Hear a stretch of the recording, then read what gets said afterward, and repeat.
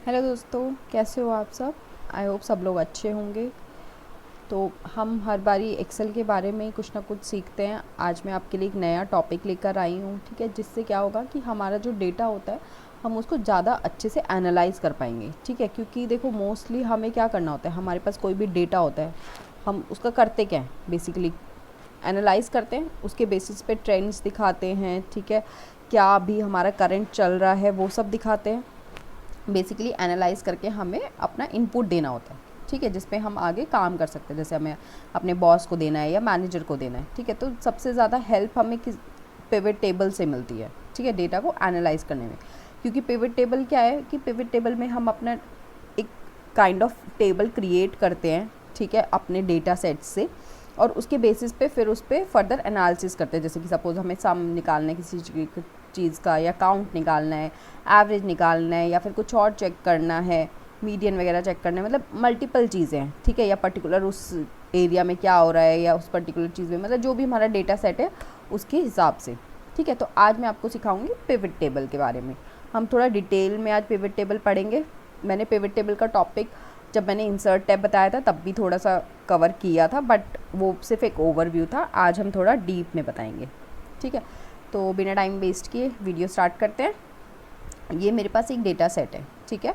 अब मैंने आपको बताया था पहले भी कि हम पिवट कैसे इंसर्ट कर सकते हैं। यहाँ पे आ रहा है मेरे पास इंसर्ट टैब में, अगर मैं जाऊँगी पिवट टेबल, मैं यहाँ पे भी क्लिक कर सकती हूँ, ठीक है। या फिर पिवट टेबल का एक शॉर्टकट भी होता है जो कि होता है Alt+N+V, ठीक है। इससे भी मेरे पास ये एक पॉपअप खुल के आ जाता है जैसे ही मैंने क्लिक किया इस पर, ठीक है। अब आप इस पर पॉपअप पे देखोगे आपके पास काफ़ी सारे ऑप्शंस हैं, ठीक है। जैसे कि फॉर एग्जांपल फर्स्ट से हम स्टार्ट करते हैं। इसमें है सिलेक्टेड टेबल और रेंज, ठीक है।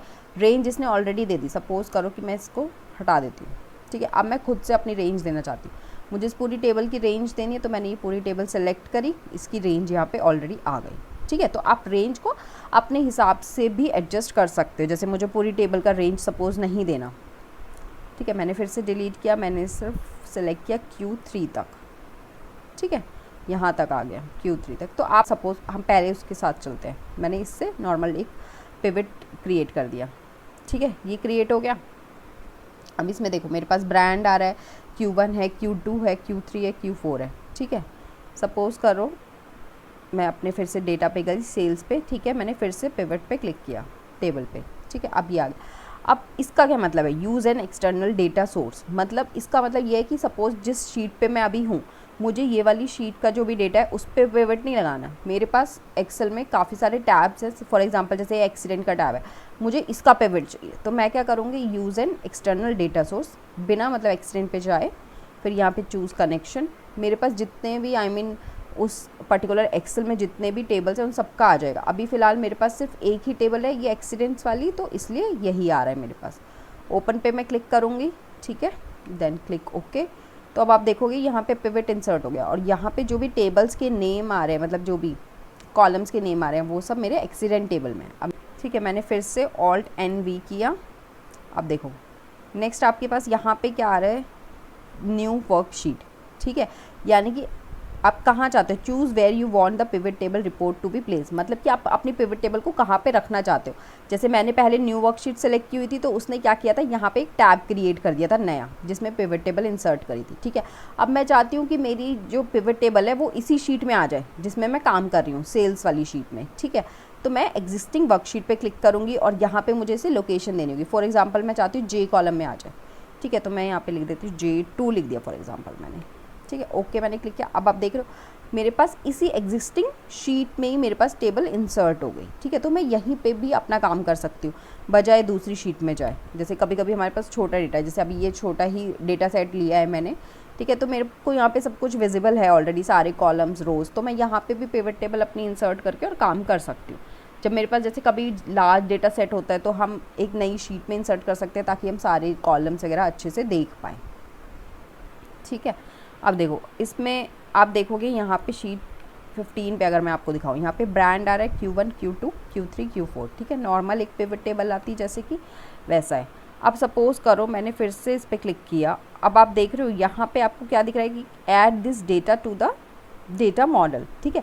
तो ये भी एक अलग तरह का होता है, जब हमें कह सकते हो आप एक एडवांस फीचर है पिवट टेबल का, ठीक है, जहाँ पे हम काफ़ी सारी चीज़ें खुद से कर सकते हैं। जैसे कि हमें फॉर एग्जांपल कोई फार्मूला लगाना है, ठीक है, कोई हमें ऐसी चीज़ कैलकुलेट करनी है इस डेटा सेट के बेसिस पे जो कि हम फार्मूला लगा के कैलकुलेट करना चाहते हैं, ठीक है, तो वो हम इस सब में कर सकते हैं। डेटा मॉडल पे अगर मैं क्लिक करूँगी वहाँ पे मैं कोई भी फार्मूला इंसर्ट कर सकती हूँ।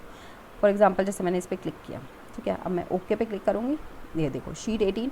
अब आप यहाँ पे देख रहे हो ये क्या लिखा गया, रेंज, ठीक है, टेबल का साइन काइंड ऑफ बना आ गया और यहाँ पे रेंज लिखा गया। जबकि अगर आप शीट 15 में देखोगे यहाँ पे ऐसा कुछ भी नहीं था। क्यों? क्योंकि मैंने डेटा मॉडल पे क्लिक नहीं किया था, ठीक है। तो यहाँ पे ना आप काफ़ी सारे फॉर्मूलाज वगैरह सब कुछ इंसर्ट कर सकते हो, ठीक है। ये देखो यहाँ पे पिवट टेबल फील्ड्स आ गया मेरे पास, ठीक है। अब यहाँ पे सारी मेरे जितने भी कॉलम्स हैं उन सबका नेम आता है, जैसे brand Q1 Q2 Q3 Q4, ठीक है, जितने भी होंगे इन सबका नेम्स आ जाएगा। फिर यहाँ पे आप नीचे देखोगे तो 4 मेरे पास ऑप्शंस है। पहला है फ़िल्टर, कॉलम, रोज़, वैल्यूज़, ठीक है। फ़िल्टर हर किसी को पता है कि हमें कोई भी अगर चीज़ फ़िल्टर में रखनी है तो हम उसको यहाँ पे लेकर आएंगे, ठीक है। कॉलम मीन्स इसको हम बोलते हैं कॉलम, ठीक है, और इसको हम बोलते हैं रो, ठीक है। तो ये कॉलम हो गया, कुछ भी चीज़ मुझे रो में चाहिए उसको मैं यहाँ लेके आऊँ। अब वैल्यूज़ क्या है, वैल्यूज़ जिस भी चीज़ का, जैसे हमें किसी चीज़ का सम निकालना है, काउंट निकालना है, मतलब कुछ भी निकालना है जिसका हमें कुछ कैलकुलेट करना है, वो हम चीज़ें रखेंगे वैल्यूज़ में, ठीक है। अब जैसे फॉर एग्जांपल मुझे ब्रांड मैंने सेलेक्ट किया, मैं ब्रांड लेकर आती हूँ रोज़ में, ठीक है। मैंने जैसे ही इसको ऐसे ड्रैग करके यहाँ पे रोज़ में ला सकते हैं। मैंने ब्रांड सेलेक्ट किया, आप यहाँ देखोगे रो लेबल में आ गए सारे ब्रांड्स, ठीक है। अब मुझे इन सारे ब्रांड्स की सेल चाहिए Q1 की, ठीक है। फॉर एग्जांपल मैंने यहाँ पे लिखा, अब देखो अब इसने क्या किया, इसने Q1 पे यहाँ पे क्या लिखा रहा है, सम ऑफ Q1, ठीक है। यहाँ सेल्स की टेबल में आप देखोगे यहाँ पे 100 है, यहाँ पे 200। सबसे पहला है मेरा एडिडास पे देखते हैं हम सबसे पहले, ठीक है। एडिडास पे क्या है, 100। अब देखो यहाँ पे Q1 में ना कुछ भी उसके पास ऐड करने के लिए नहीं है ना, इसलिए इसने क्या किया, सिंपल जो वैल्यूज़ थी वो सब यहाँ पे डाल दी, ठीक है। अब सपोज़ करो मैं यहाँ पे Q2 को भी ले आती हूँ, ठीक है। अब यहाँ पे Q2 भी आ गया, 659 134 जो भी है। यहाँ पे क्या लिखा रहा है, सम ऑफ Q2। फॉर एग्जांपल मुझे सम नहीं चाहिए, मुझे सिर्फ काउंट चाहिए, ठीक है।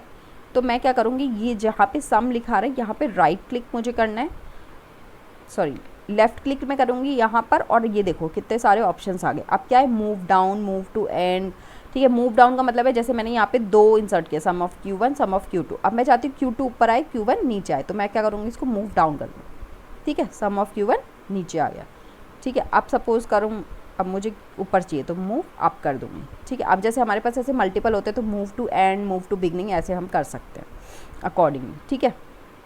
अब सपोज़ करो कि मैंने जो यहाँ पे सम ऑफ ये Q1 है ये वैल्यू में है ना, अब मुझे इसे या तो रिपोर्ट फ़िल्टर में लेके जाना है, रो में लेके जाना है, कॉलम में लेके जाना है, तो मैं वो भी कर सकती हूँ। जैसे सपोज़ मैंने इसको फ़िल्टर में मूव कर दिया तो अब ये यहाँ से उठ के कहाँ चला गया, फ़िल्टर में चला गया, ठीक है। अब सपोज़ मुझे यहाँ से हटाना है इसको, तो मैं क्या करूँगी, रिमूव फील्ड। तो ऐसे यहाँ पे मल्टीपल ऑप्शंस हैं आपके पास जो कि हर एक में आएंगे, मतलब सिर्फ वैल्यूज़ में नहीं, हर एक में यही सेम ऑप्शंस है, ठीक है। Move to column, values, remove field. अब आप देखो यहाँ पे एक आपके पास है वैल्यू फील्ड सेटिंग, ठीक है। ये क्या है, इस पर क्लिक करते हैं।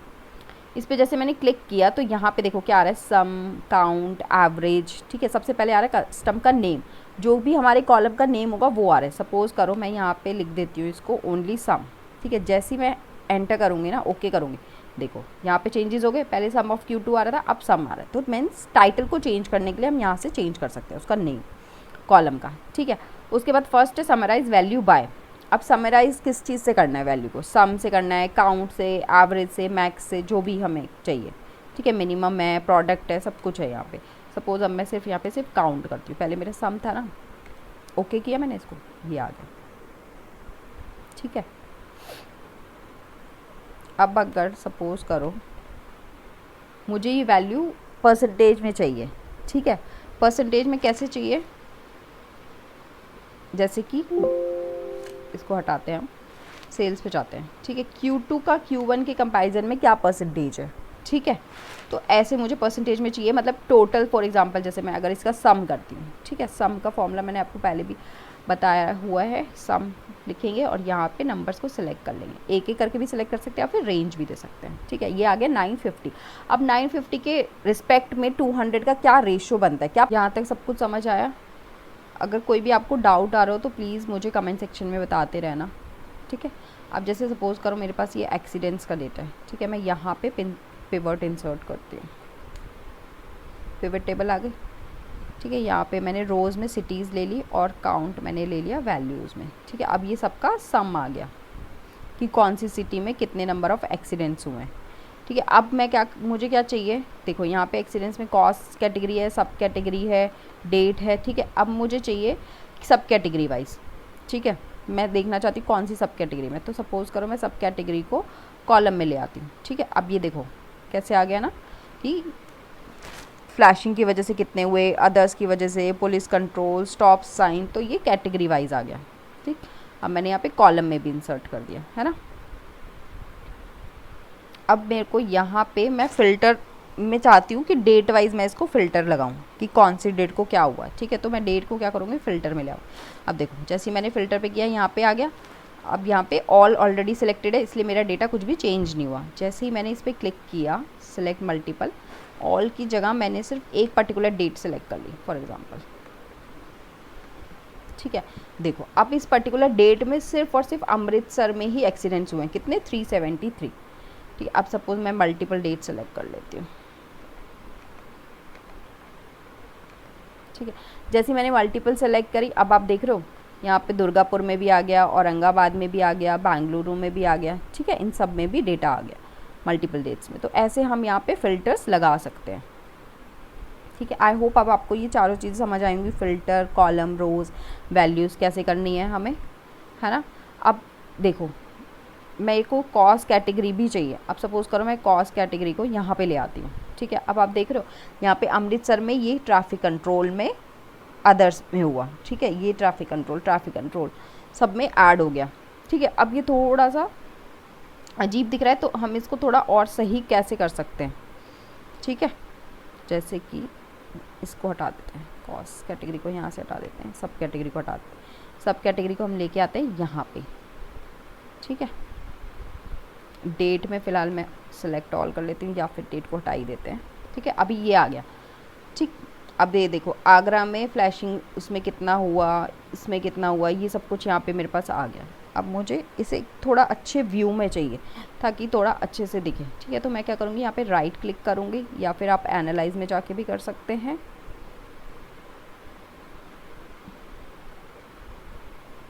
राइट क्लिक करके भी कर सकते हैं। ठीक है, राइट क्लिक पे मैंने किया, पिवट टेबल ऑप्शंस पे मैं गई। ठीक है, यहाँ पे मैं जाऊँगी डिस्प्ले पे और इसको क्लासिक पिवट टेबल में कर दूँगी। ठीक है, ये आ रहा है क्लासिक पिवट टेबल लेआउट। जैसे मैंने ओके किया, ठीक है, अब देख रहे हो आप यहाँ पे फ़िल्टर्स ऐड कर सकते हो।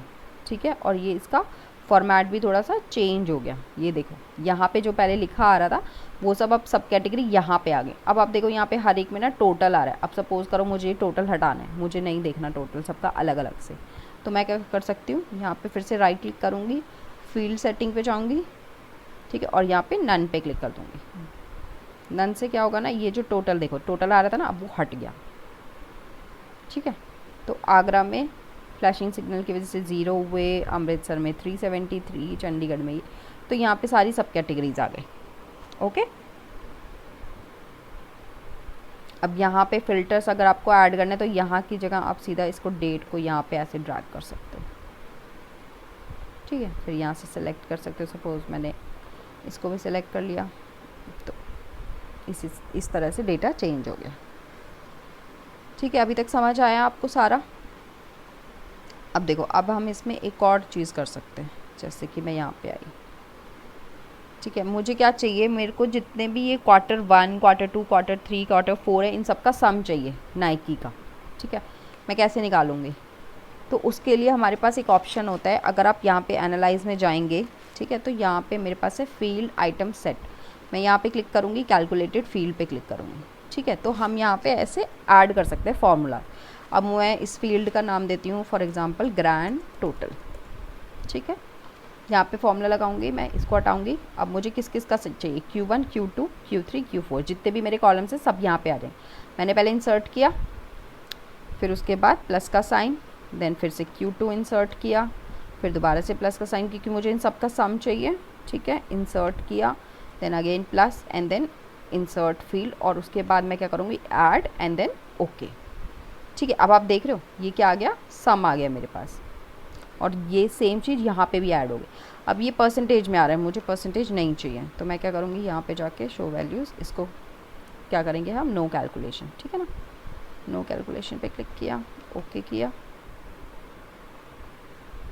वैल्यू फील्ड सेटिंग पे गए, नंबर फॉर्मेट, अब ये देखो यहाँ पे परसेंटेज हो रखा है, मैं इसको सिंपल क्या कर दूँगी, नंबर में कर दूँगी, है ना। डेसिमल प्लेसेस यहाँ पे 2 है, इसको 0 कर देते हैं, मुझे डेसिमल प्लेस नहीं चाहिए, ठीक है, ओके एंड देन ओके। अब देखो हो गया ठीक, है ना, अब ये परसेंटेज में नहीं आ रहा।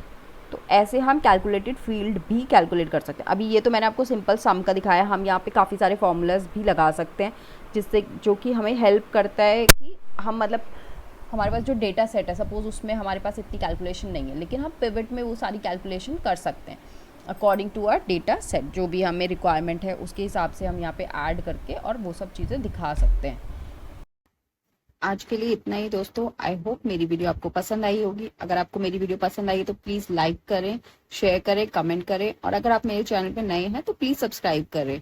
आप सब्सक्राइब करेंगे, लाइक करेंगे तो मुझे भी मोटिवेशन मिलेगा और मैं और भी अच्छी वीडियोस आपके लिए बना पाऊंगी। और अगर नेक्स्ट आपको कोई भी आपके दिमाग में कोई रिकमेंडेशन है नेक्स्ट वीडियो के टॉपिक के लिए, तो please also let me know in the comment section. Thank you so much, stay tuned.